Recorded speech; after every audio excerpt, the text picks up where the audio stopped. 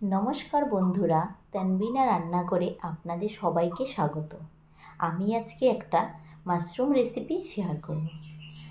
যে মাশরুমটা হোটেল বা রেস্টুরেন্টে পাওয়া যায় এটা সেটা নয়, এটা পুরো দেশি মাশরুম।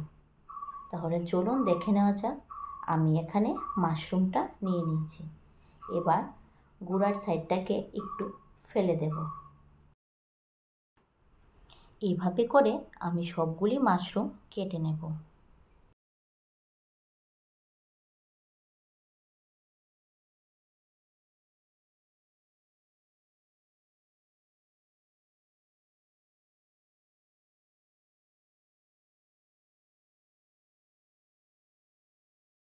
এভাবে করে আমার সবগুলি মাশরুম কাটা হয়ে গেছে। এবার ভালো করে পরিষ্কার করে নেব।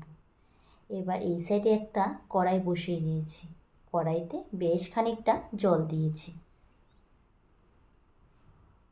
জলের মধ্যে এবার দিয়ে দেব হাফ চামচ নুন। নুনটা দিয়ে এবার মাশরুমগুলি দিয়ে দেব। দিয়ে 15 মিনিট এটাকে ভালো করে বয়েল করে নেব।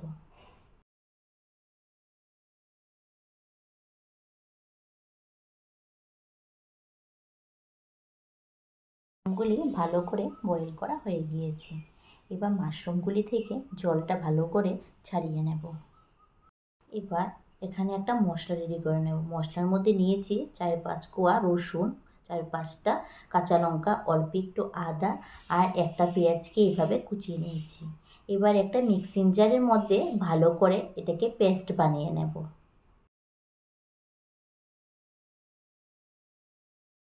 এবার একটা কড়াই বসিয়ে দিয়েছি। কড়াইতে 2 চামচের মতো তেল দিয়ে দিয়েছি। তেলটা দিয়ে এবার একটা আলুকে এভাবে কেটে নিয়েছি। আপনারা চাইলে আলুটা নাও দিতে পারেন। দিয়ে এবার অল্প একটু নুন, অল্প একটু হলুদ গুঁড়ো দিয়ে আলুটাকে ভালো করে ভেজে নেব।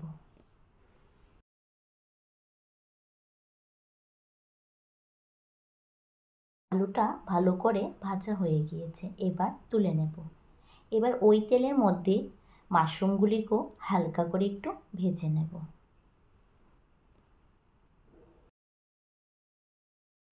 2 থেকে 3 মিনিট ধরে মাশরুমগুলিকে হালকা একটু ভেজে নিয়েছি। এবার মাশরুমগুলিকে তুলে নেব। এবার কড়াইটাকে ভালো করে পরিষ্কার করে ধুয়ে নিয়ে কড়াইটা বসিয়ে দিয়েছি। এবার কড়াইয়ের মধ্যে বেশ খানিকটা তেল দিয়েছি। তেলটা গরম হয়ে গিয়েছে। এর মধ্যে 2টো দারচিনি আর একটা এলাচ দিয়ে একটু নেড়ে দিয়েছি। এলাচ দারচিনিটা একটু হালকা ফ্রাই হয়ে গিয়েছে। এবার মশলা করা পেস্টটা দিয়ে দিয়েছি।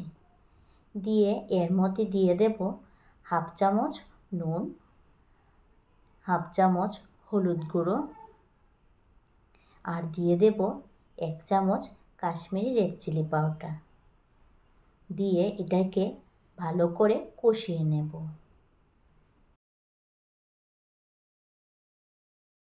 এবার হাফ চামচ জিরে গুঁড়ো দিয়ে আমি এটাকে আবার 2 থেকে 3 মিনিট কষিয়ে নেব। মশলাটা ভালো করে কষানো হয়ে গিয়েছে।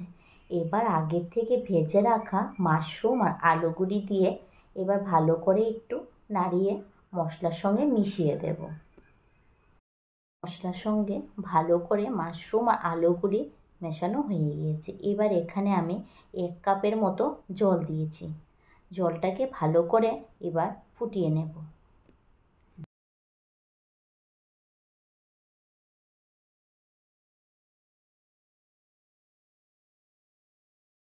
এবার ঝোলের মধ্যে দিয়ে দেব একটা পেঁয়াজকে আমি এরকম করে কেটে নিয়েছি। এটা ঝোলের মধ্যে দিলে কি হয়, হালকা একটু নরম হয় আর খেতে খুব ভালো লাগে। আর গ্যাসের ফ্লেমটাকে মিডিয়ামে রেখে 15 মিনিট ভালো করে জাল দিয়ে নেব। 15 মিনিট হয়ে গিয়েছে। এবার এর মধ্যে আমি অল্প একটু গরম মশলা গুঁড়ো দিয়ে এবার এটাকে ভালো করে মিশিয়ে দেব। মিশিয়ে গ্যাসের ফ্লেমটাকে অফ করে দেব। আমার আজকের রেসিপি এই পর্যন্তই। আপনাদের যদি ভালো লাগে তাহলে বাড়িতে অবশ্যই একবার ট্রাই করবেন। ধন্যবাদ।